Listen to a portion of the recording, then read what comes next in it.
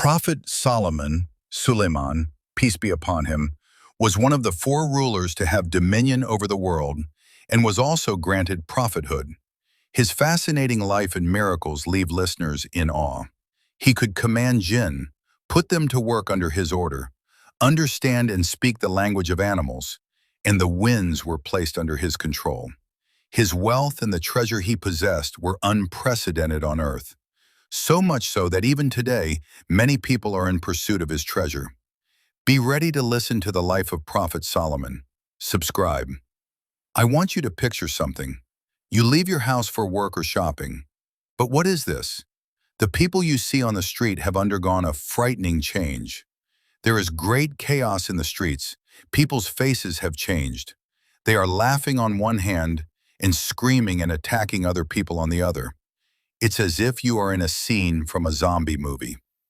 If you think such a thing only happens in movies, you are mistaken. Because thousands of years ago, exactly such an event took place. What happened? How could such a thing befall people? The inhabitants of the realm of Jinn possess people and attack them. You heard right. The Jinn that entered people started a great chaos in the country. This incident, one of the most interesting events in human history, occurred during the time of Prophet Solomon. But the events he witnessed in his lifetime make what you've heard so far seem like nothing. If you wish, let's begin from the early periods of Solomon's life. Subscribe. The year is 970 BC, approximately 3,000 years ago from today. A baby was born in Gaza. No one was yet aware that this child, who would take the helm of his nation at a young age and dominate the world, would become one of history's four greatest rulers. Of course, most importantly, even before his kingship or the wealth he would possess in his youth, he would be a person to whom Almighty Allah had granted prophethood. Even when Prophet Solomon was around 12 years old, it was clear he was different from other children. The son of Prophet David, peace be upon him, who was the ruler of the country at that time, was Solomon. But Solomon was not David's only son. He had 18 other brothers. So how did the rulership pass to Solomon after Prophet David's death? What happened that his father chose him among his 19 sons? David, possessing strong intuition and a deep heart connection with his Lord, had decided to choose Solomon from among all his sons. However, the children of Israel at that time objected because Solomon was only 12, and there were older and stronger ones among the brothers. But David believed he had made the right decision. To satisfy the children of Israel, he conducted a test before the people among his sons. He asked them a question. What is the thing whose soundness ensures the soundness of all other parts, and whose corruption causes the corruption of all other parts? Everyone gave an answer according to their understanding, but one answer pleased the children of Israel. The one who answered the question as the heart was Solomon, and he had won everyone's favor. But there was another trial. David wrote each of his sons' names on their staffs and locked them in a room. After a while, when he looked, only the staff of Solomon had become moist and sprouted leaves. After this, Solomon was accepted by everyone and took his first step towards kingship. His father David's death was near. Sitting David opposite his son Solomon gave him important advice before his death. Do not expect anything from people. That is true wealth itself. For you, coveting the blessings Allah has given to others, but not to you, is a sign of poverty. Strive for the day you are in to be good. Avoid actions and words that would require you to apologize. When you are angry, leave that place. A very short time later, David met the angel of death, Azrael, peace be upon him, in the middle of his house. His reign had lasted 40 years. He had conquered Jerusalem and made it his capital, leading the children of Israel through their brightest period. Now it was his son Solomon's turn. He, like all other prophets, would rule his country with justice. He passed into history as the prophet shown the most miracles. For Solomon, the period when magnificent and mysterious events would begin had arrived. What you will hear until the end of the video will astonish you greatly, so don't go anywhere. Allah had placed a very important tool from paradise in the hands of Prophet David. He entrusted this to his son Solomon before his death. A ring. This ring had been gifted to the first human, Adam, peace be upon him, in paradise. On it was inscribed the greatest name of Allah, Ism al-Azam, known to very few people until our time, and only to angels, which no one knew, which could open all doors, and which gave great power to its possessor. This ring was brought to earth by the angel Jibril, by Allah's permission, while it was still in paradise. The ring had now passed to Solomon. By using this ring, he would be able to bring jinn, animals, and the wind under his command. Of course, the ring was merely a means. The source was the permission and will of Almighty Allah. Although Allah can make anything happen by merely saying be, in this event he made the power he gave a means through the ring and initiated this for Prophet Solomon. This ring has an incredible story that has come down to our time, with very interesting events that happened. I will prepare a separate video for this, so I won't dwell on it too much. The place where Solomon lived is known today as Al-Aqsa Mosque. At that time, it was known as Beit al-Maqdis. Until it came to our day, it was burned and destroyed several times, and later took the name Al-Aqsa Mosque. But the interesting situation is this. There is a great mystery in the construction phase of this place, around which a city with 12 neighborhoods was built. It was not built only by humans. You heard right. While David was alive, the construction of Beit al-Maqdis had begun, but he did not live long enough to complete it. After his death, Solomon gathered the jinn under his command and used them in the construction of this place. Thus, the Beit al-Maqdis of that period, known today as Al-Aqsa Mosque, was quickly completed with the involvement of the jinn. It has even come down to us that during the construction, the people were quite astonished to see the structures rising without any sound of construction, hammering, or breaking noise. Is there a role of jinn in other structures whose construction methods still cannot be solved today? I definitely plan to delve into this topic in the coming days. In the Beit al-Maqdis, whose construction Solomon completed with the help of jinn, the Holy Ark of the Covenant was also located. However, Beit al-Maqdis became history a while after Solomon's death, when King Nebuchadnezzar, invaded and burned and destroyed the city. Allah had made Solomon both a ruler and a prophet, and Allah the Exalted gave him one of the greatest sovereignties and wealths of all time. He had such legendary wealth that because of it, narrations even caused talk that the prophet who would enter paradise last would be Solomon. However, according to the consensus of Islamic scholars, it is not correct that there is any authentic hadith from our prophet stating that Solomon would be the last prophet to enter paradise.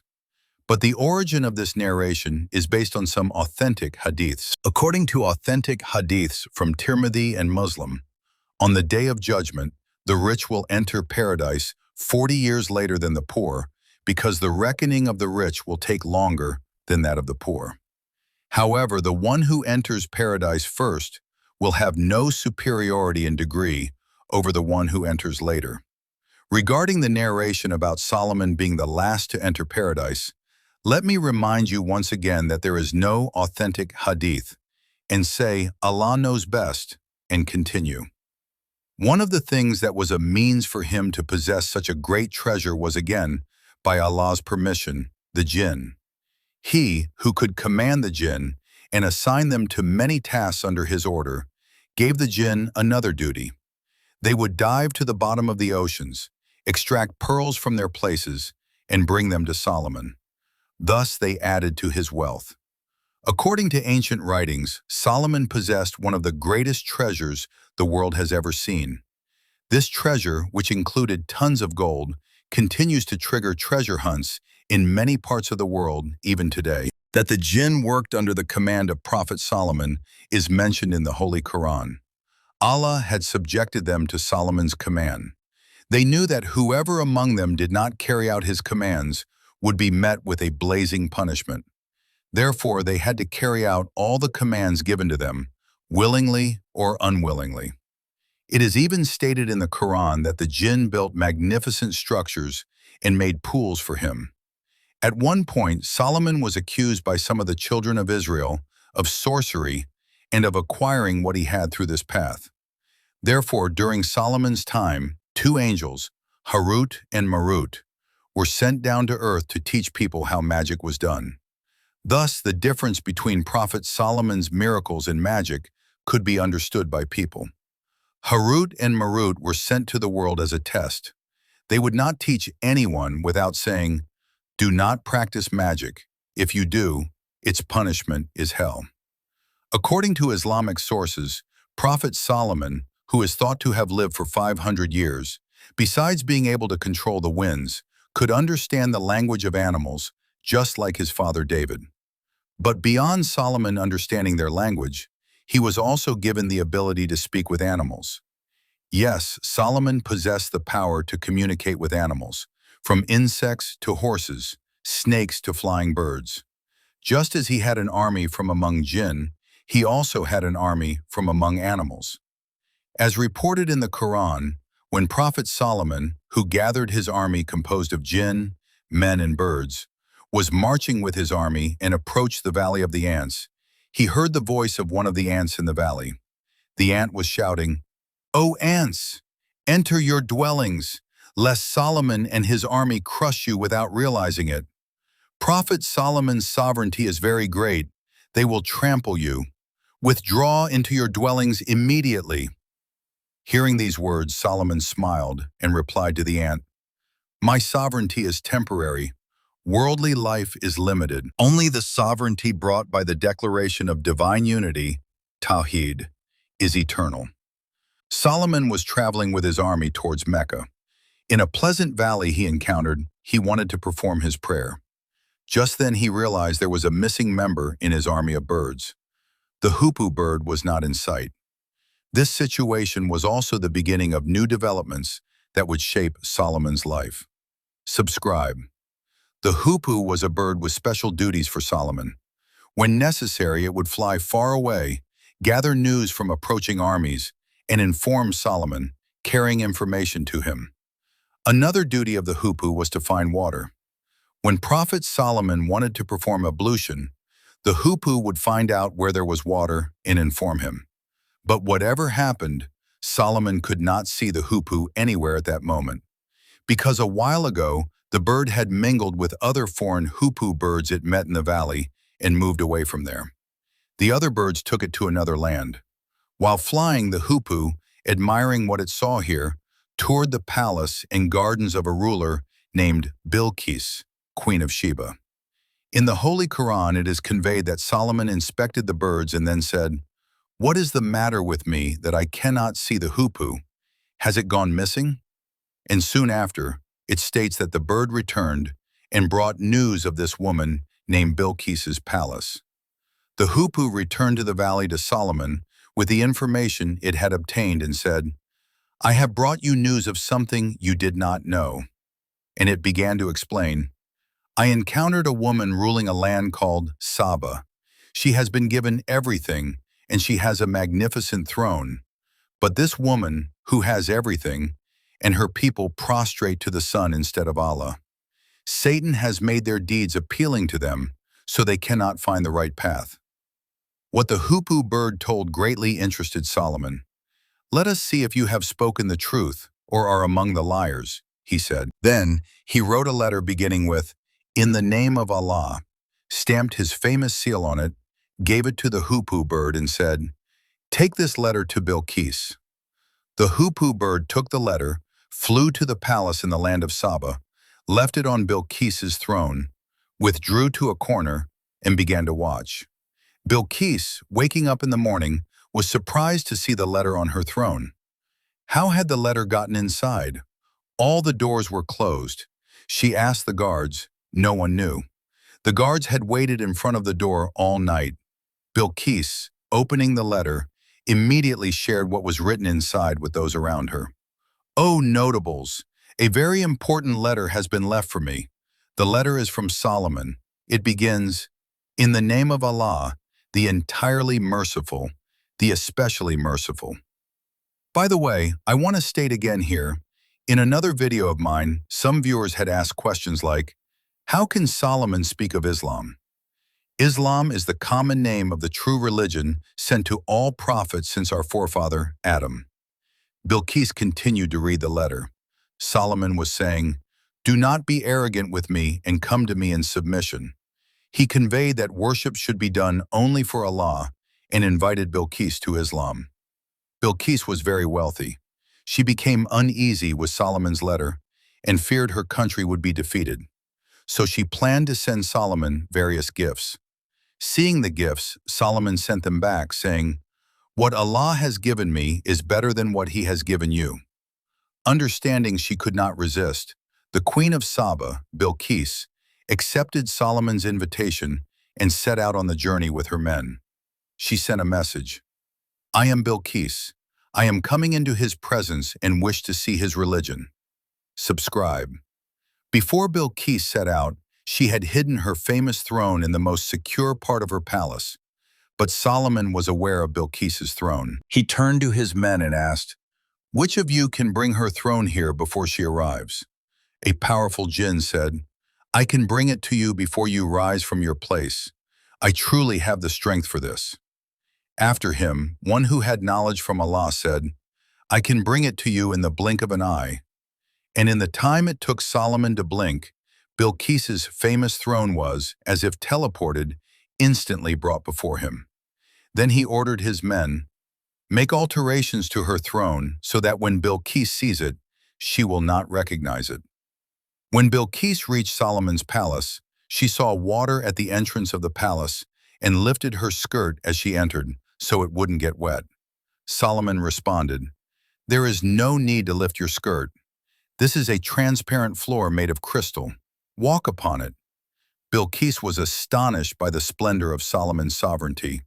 When she entered, what did she see? A magnificent throne very much like her own.